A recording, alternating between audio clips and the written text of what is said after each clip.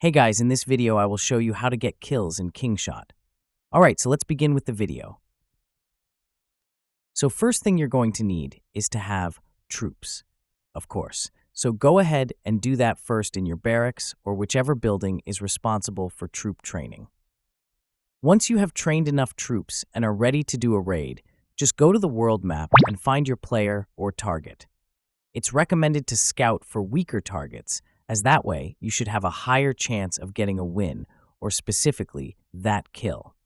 For example, if a target is level 5 and just below you, they might be a good option. You can attack them unless they have a shield. If they do, then you won't be able to. Once you scout, you should be able to see their defenses and more details that will help make sure your next attack or action brings victory. After finishing the scout, go back to the specific town you scouted, press the scout button, and look at the latest reports. You'll see their stat bonuses and the lootable resources available. If you're satisfied with the potential loot and feel confident, go ahead and start your deployment. It's worth noting that if your enemy's heroes are stronger than yours, you might lose, but sometimes strategy and numbers can help you win. If you do win, you'll get the kill.